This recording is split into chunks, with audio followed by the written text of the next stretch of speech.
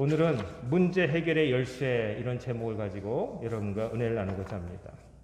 오늘의 본문은 읽어드렸다시피 여러분이 모르는 이야기가 아닙니다. 너무나 유명한 이야기.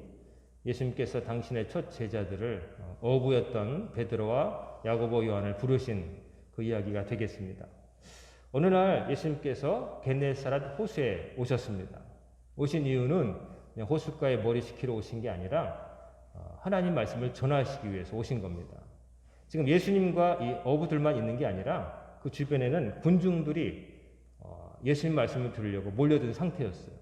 그래서 예수님께서 그들에게 하나님 말씀을 전하셔야 되는데 예수님께서 이제 호숫가에 서 계시다가 그거 보니까 두 척의 고깃배가 있는 거예요. 고깃배가 고기 잡으려고 이제 서 있는데 주님께서 보시니까 어부들이 마침 그 배에서 내려서 그물을 손질하고 있었어요. 그러니까 그물을 손질한다는 것은 고기를 잡을 준비를 한다는 거죠. 그러고 있는데 예수님께서 보시더니 그 중에 한 척의 배를 향해서 걸어가십니다.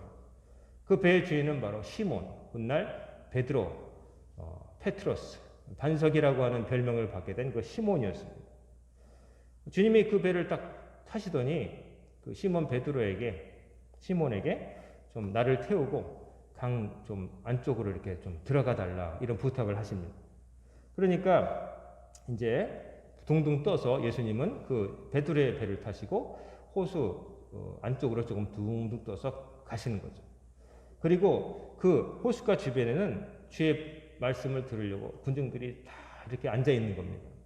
그리고 나서 그 군중들을 호숫가에 앉은 군중들을 보시고 예수님이 설교를 하시는 거예요.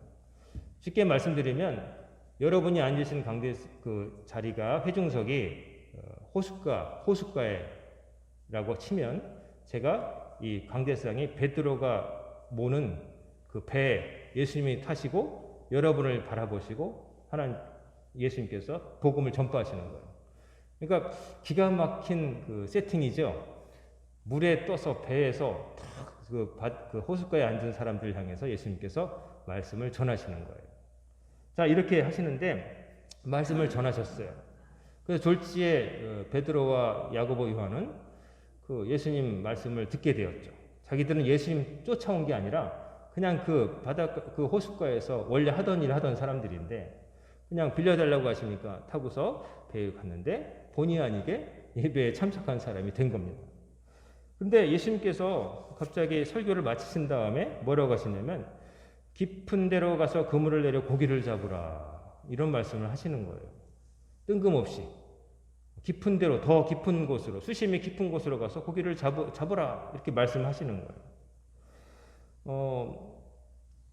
뭐라고 그냥 시몬이 들으니까 좀 당황했겠죠. 갑자기 설교 마치시고 이제 저 안으로 다시 내려달라 그러실 줄 알았는데 고기 잡는 얘기를 하시는 거예요. 그러니까 뭐라고 그러냐면 5절에 보면 선생님 우리들이 밤이 새도록 수고하였으되 잡은 것이 없지만은 말씀에 의지하여 내가 그물을 내리리이다 하고 베드로가 그랬다는 거예요. 어르신 저희들이 밤새도록 그물질 했는데 허탕쳤습니다. 그러나 어르신께서 그렇게 말씀하시니까 그렇게까지 말씀하시는데 저희들이 한번 가로 열고 속는셈 치고 한번 가보겠습니다. 그렇게 되는 거예요. 그 다음은 여러분이 다 아시는 결말이죠. 그냥 그물이 찢어질 정도로 만선이 되는 거예요. 어젯밤까지 완전히 허탕쳤는데 근데 그런 놀라운 일이 생기는 거죠.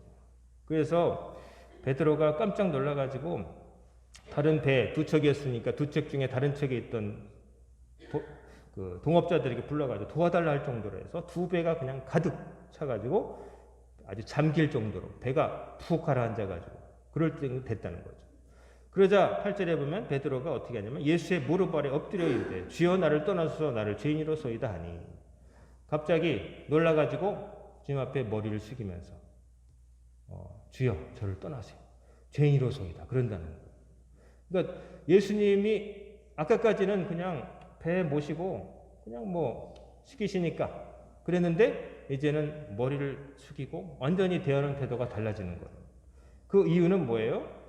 여기 설명되어 있어요. 9절에 보면 이는 자기 및 자기와 함께 있는 모든 사람이 고기 잡힌 것으로 말미암아 놀라고 세베대의 아들로서 시몬의 동업자 야고보 요한도 놀랐습니다. 놀라운 일을 행하게 하시니까 거기에 압도돼 가지고 납작 엎드렸다는 거예요. 그래서 주님의 제자가 되어서 이제 따르게 되었다. 이제 이런 이야기로 흘러가죠.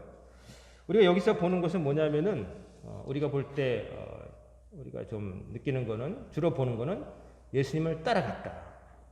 그물을 버려두고 따라갔다 하는 거죠. 근데 사실은 이게 중요하죠. 이 궁극적인 결론이긴 한데 모든 것을 그물을 버려두고 예수님을 따라갔다. 아까도 제가 광고 시간에 좀 말씀드렸지만 신앙생활은 진심을 다해서 해야 되는 겁니다. 모든 것을 버려두고 하던 거 다 챙기면서 이것도 하고 저것도 즐기고 하면서 하는 게 아니라 모든 걸 스톱시키고 뭐가 제일 중요한가? 하나님을 믿어서 내가 구원받고 천국에 가는 것이 내 평생의 목표다. 이게 돼야 된다는 거예요. 그냥 취미생활처럼 여가생활 중에 종교생활도 있고 뭐 인생을 좀 풍요롭게 사는 뭐 그러기 위해서 한 구석에 있는 내 집에 있는 어떤 방의 한 일부가 아니라 집으로 치면은 기초인 거예요. 신앙생활은. 집의 기초인 거예요. 한 구석에 있는 뭔가 내가 필요할 때 찾는 방이 아니라 신앙은 모든 방 밑에 있는 방바닥인 거예요. 그래서 신앙생활은 그렇게 진지하고 목표가 달라야 되는 거예요. 신앙생활을 그냥 정신건강에 좋다는 식으로 믿어봐 그러면 잠도 잘 오고 아픈 데도 사라지고 뭐 그럴 거야. 그러려고 믿는 거 아닙니다. 예수 믿어도 몸 아플 수 있고 예수 믿어도 사업이 파산할 수 있어요. 그러면 다 도망갈지 모르겠지만 예수 믿는다고 해서 여러분이 하는 일이 그냥 술술 잘 풀리고 뭐 이런 걸 기대하고 달려들지 마세요. 그거는 목표가 아니라 하나님을 잘 믿을 때 생기는 결과 중에 하나예요. 어쩌면 예수님을 너무 잘 믿으니까 마귀가 시기해가지고 여러분을 흔들 수도 있어요. 이게 제대로 믿는데 얘는 넘어뜨려야 되겠어. 얘 하나 잘 믿으면 파급 효과가 너무 커서 안 되겠어. 그래서 마귀가 노리는 거예요. 마귀가 가만둬도 타락하는 사람은 마귀가 별로 신경 안 써도 될 거예요. 근데 잘 믿는 사람은 탁 넘어뜨리면 그걸 보고 많은 사람들이 같이 넘어지거든요. 와, 저희가 저런 거 보니까 예수님이 안 계신가 보네. 그래서 간혹 신앙의 어떤 그 본이 되었고 존경받던 사람이 어느 날 어떤 부분 타락해가지고 넘어지면 그 사람 하나 망신당하고 끝나는 게 아니에요. 그 사람 바라보고 따라왔던 사람들 수많은 사람이 실망해가지고 같이 넘어져 버리는 효과가 있거든요. 그래서 신앙생활을 한다는 거는 어떤 것도 각오하고 따라간다 하는 그런 게 있어야 되는 거예요. 그런 각오가 없으면 신앙생활을 끝까지 할 수가 없습니다. 아주 초심자 때는 그냥 한번 가보자고 하는 이웃집 아줌마 따라서 갈 수도 있겠지만 그러나 그렇게 가서 은혜 받고 내가 인생의 목표가 바뀌어야겠다 하는 생각이 들면은 그물을 내려두고 쫓아가는 심정으로 따라가야 되는 거예요. 그렇지 못하기 때문에 아주 느슨하기 때문에 변화가 없는 거예요. 그저 수박 겉핥기식으로 그냥 하기 때문에 진짜 믿는다는 게 뭔지, 하나님이 나를 도우신다는 게 뭔지, 기적이라는 게 뭔지를 모르는 거예요. 뭐든지 뭘 알려면은 깊이 들어가야 돼요. 깊이 들어가지 않고 거짓말 하다 보면은 이거밖에 없는가 보다 하고 모르는 거예요. 하지만 진짜를 알려면 깊이 들어가야 되는 거예요. 깊이 들어가려면 이것저것 다 할 수가 없어요. 다 잘라내고 집중해야 되는 거예요.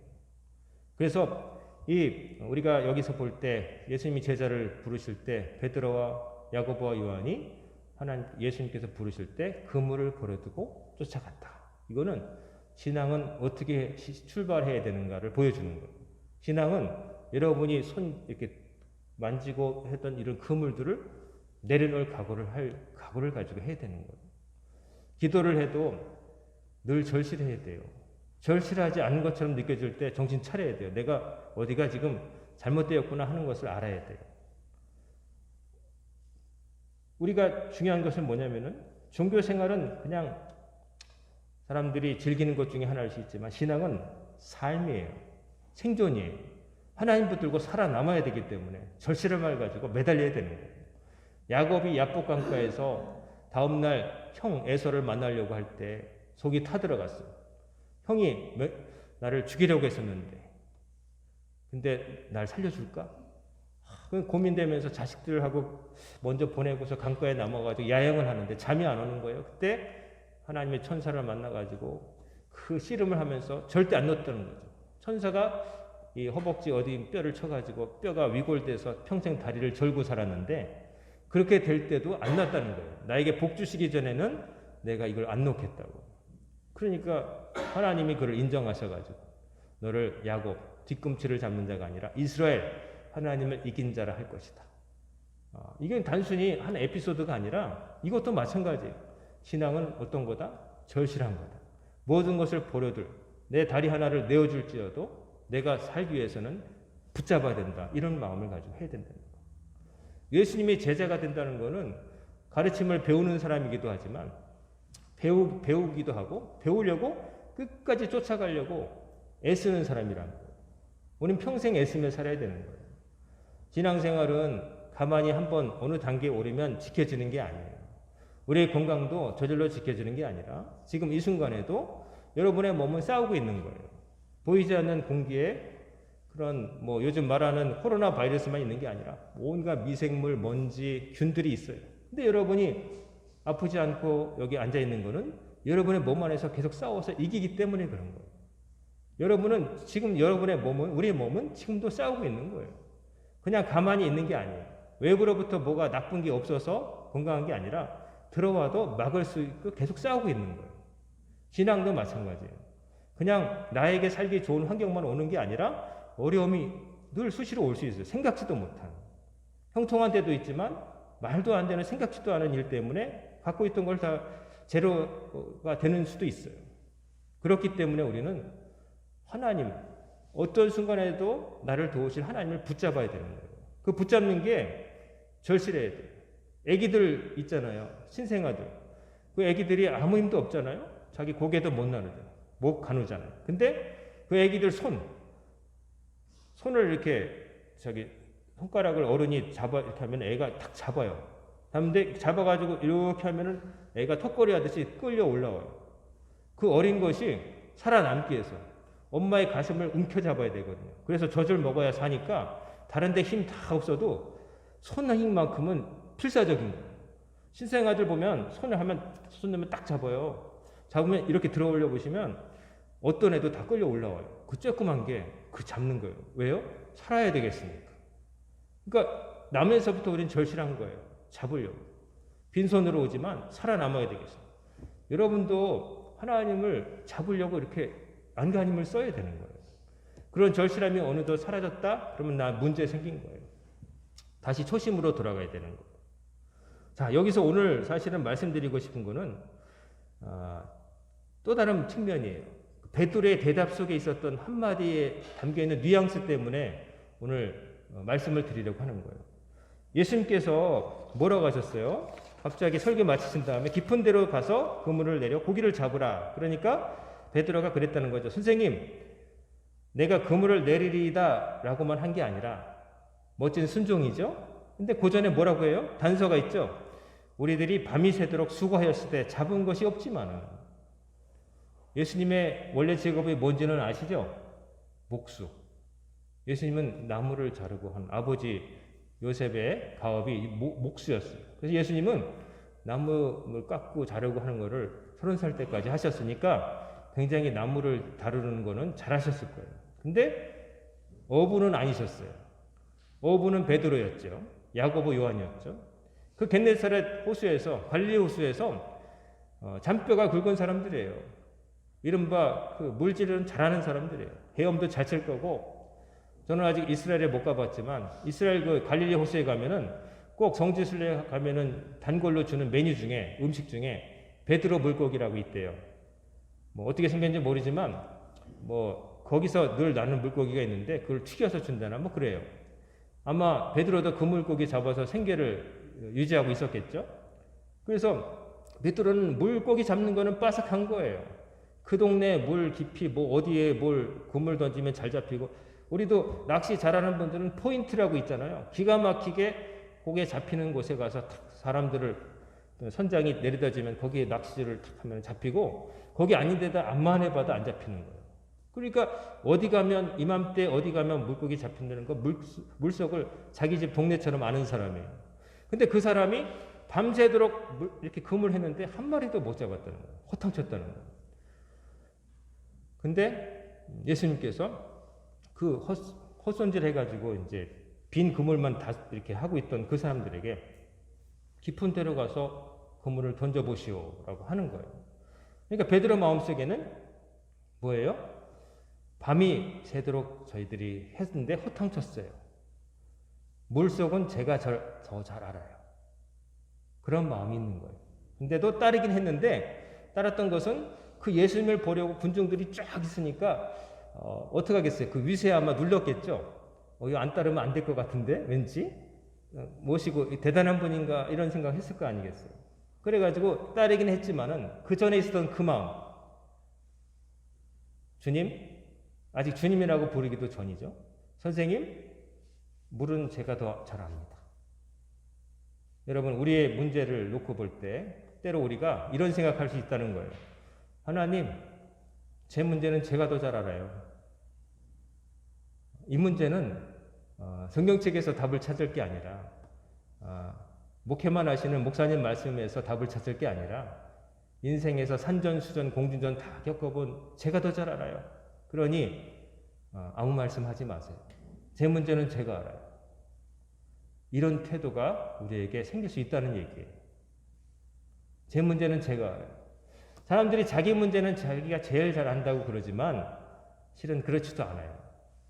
우리가 뭔가를 배울 때 무용을 배운다든지 운동을 배운다든지 서예를 배운다든지 해보면은 나는 잘한다고 잘해본다고 똑같이 한다고 흉내를 내보지만 그렇게 잘 안 돼요.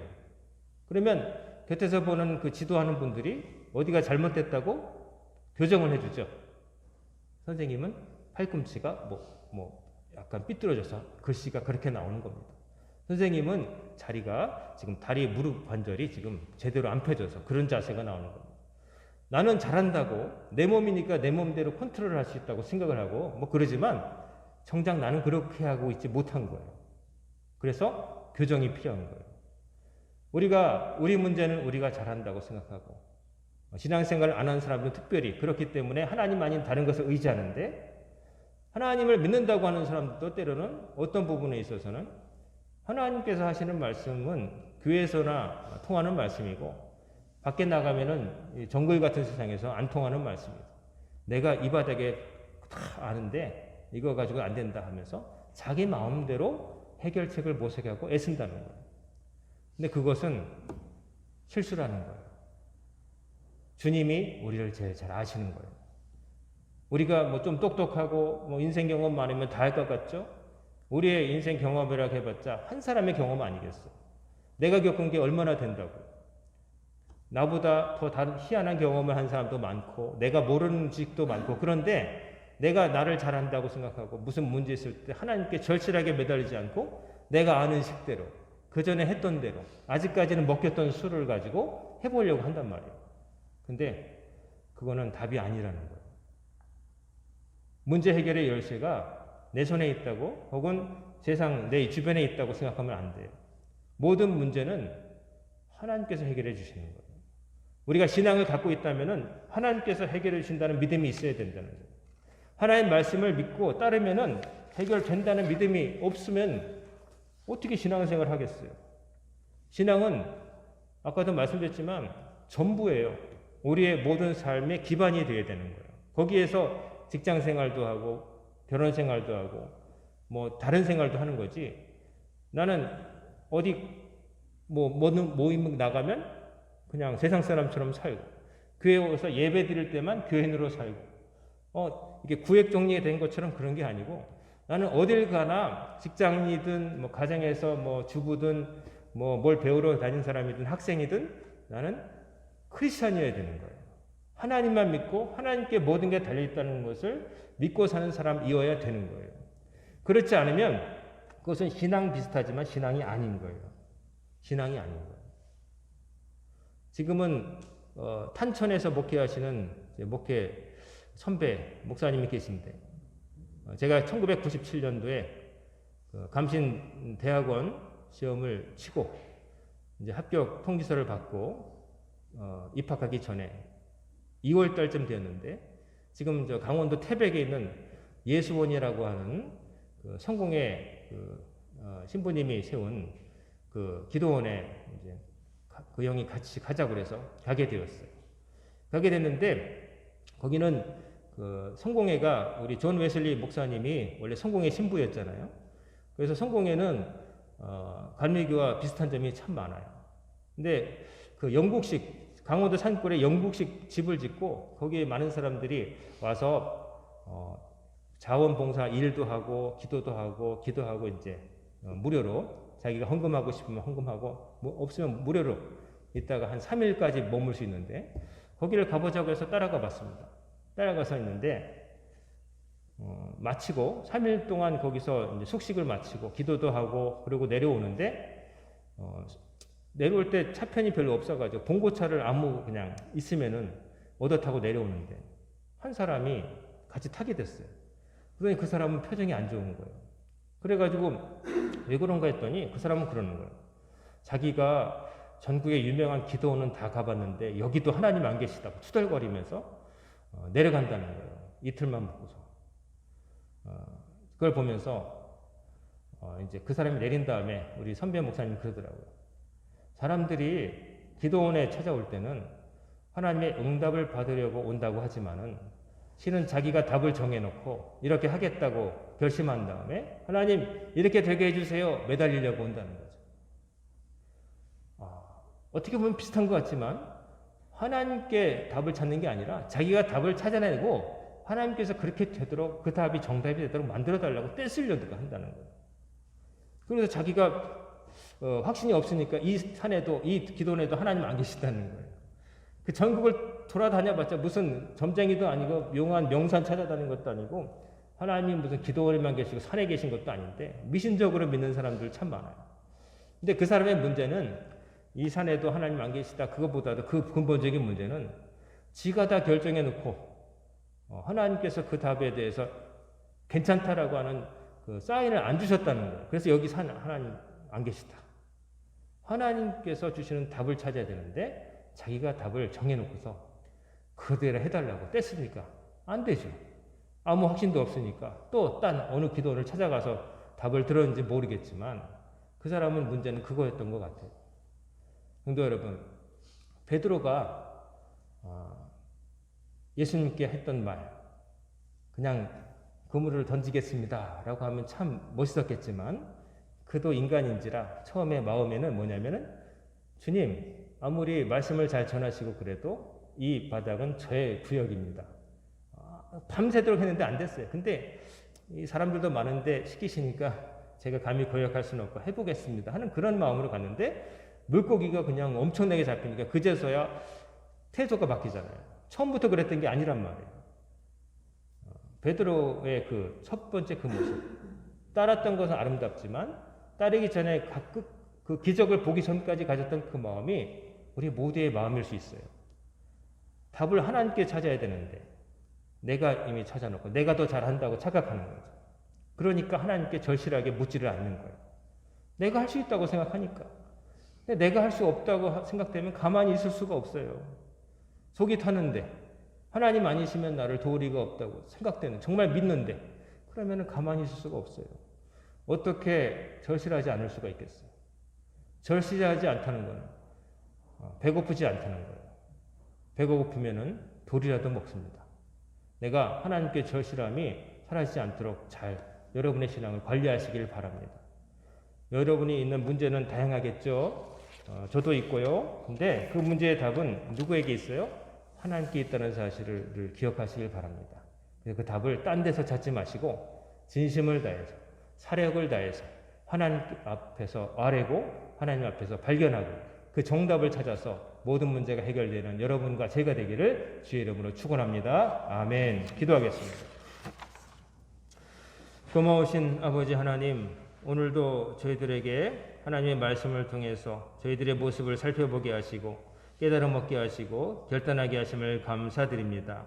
신앙생활을 할 때 저희들 마음 안에 절실함이 늘 지켜지게 하옵시고 하나님께서 주시는 답을 가지고 인생의 모든 문제를 해결받는 그런 축복을 누리게 하여 주시옵소서. 오늘부터 시작된 한 주간도 하나님께 맡깁니다. 한 치 앞도 알지 못하는 저희들이지만 하나님을 믿고 하나님 말씀하신 대로 나아가면 반드시 응답받고 성공할 줄로 믿습니다. 하나님께 모든 것을 맡기고 나아가는 성도들의 앞에 시온에 들어가 활짝 열려지게 하시고 응답받고 또 감사드리고 많은 사람들에게 하나님 살아계심을 증거하는 우리 성도들이 되게 하여 주시옵소서. 이 모든 말씀 우리 주 예수님의 이름으로 간절히 기도드리옵나이다. 아멘.